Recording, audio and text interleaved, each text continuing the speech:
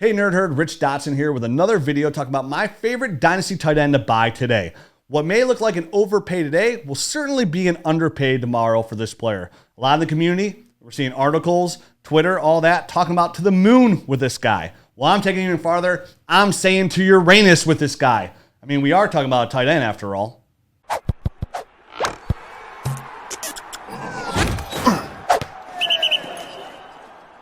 All right, Nerd Herd, let's talk about why TJ Hawkinson, to me, is just a great buy and a must buy in Dynasty Fantasy Football right now. 6'5", 251 pounds, runs a 4.7 140.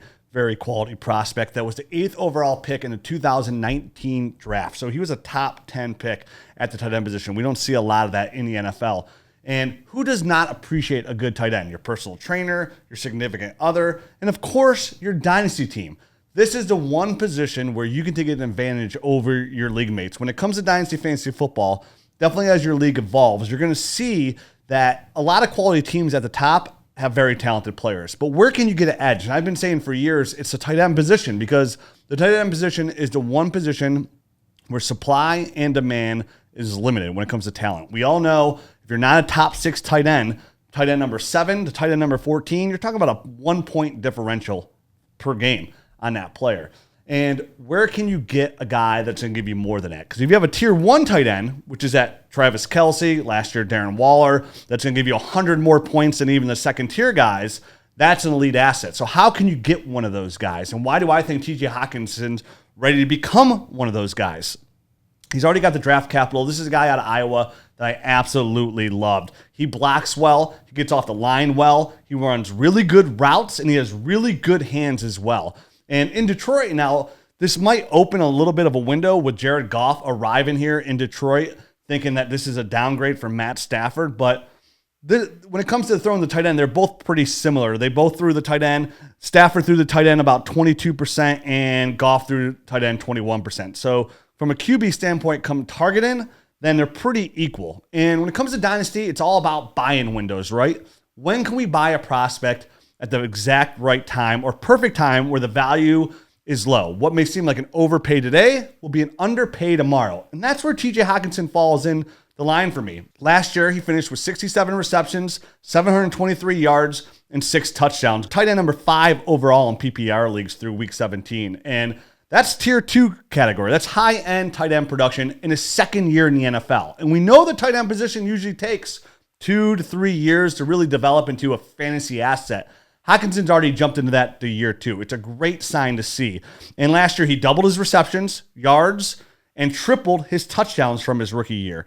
And his yards were the 3rd highest amongst tight ends, 4th in receptions, and 9th in touchdowns.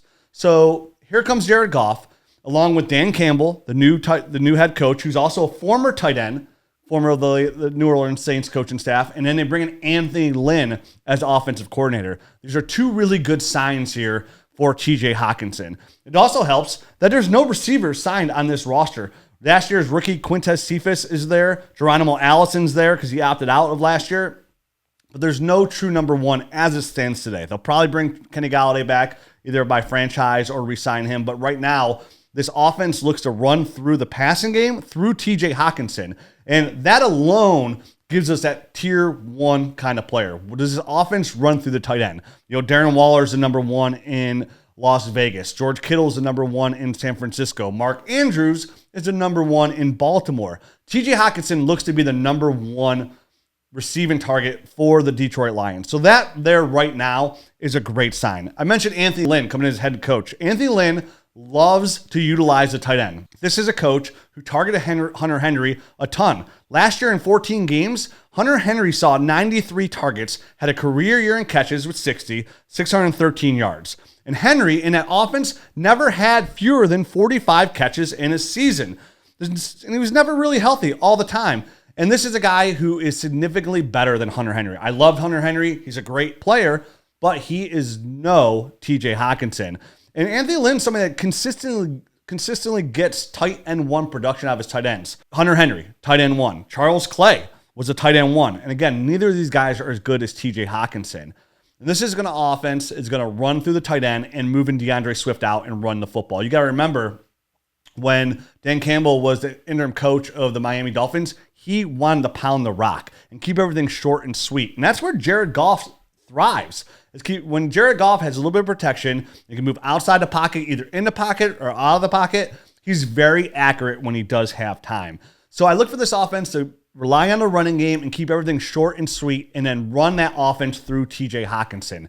This is an opportunity for you to go get a cream of the crop tight end that can help you win championships year after year for a discounted price. Because right now you could probably get TJ Hawkinson in a tight end premium league or any league cheaper than guys like Darren Waller, Travis Kelce, George Kittle, Mark Andrews. So right now, if you're getting him for tight end 4 to 6 price, I love it. I have no problem giving up a first round pick for TJ Hawkinson. If you want to draft Kyle Pitts this year, that's great too. I think he's going to be one of these top 5 guys as well. But if you're looking to take a big step forward now, even if it's down the road, TJ Hawkinson is the ad here.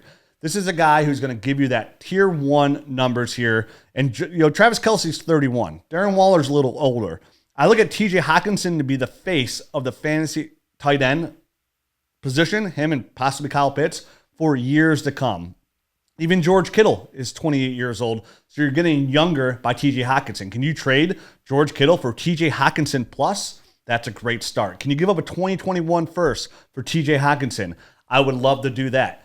Do you have an excess of players at the wide receiver position that you can add TJ Hawkinson? No matter what your situation is, I'm looking to add TJ Hawkinson to my Dynasty team. Right now, he's my Dynasty tight end number 2 overall, right behind George Kittle. I like him more than Mark Andrews. I like him long-term than Travis Kelce, who's a stud, but he's got over 9 surgeries. And I mentioned he's 31 years old.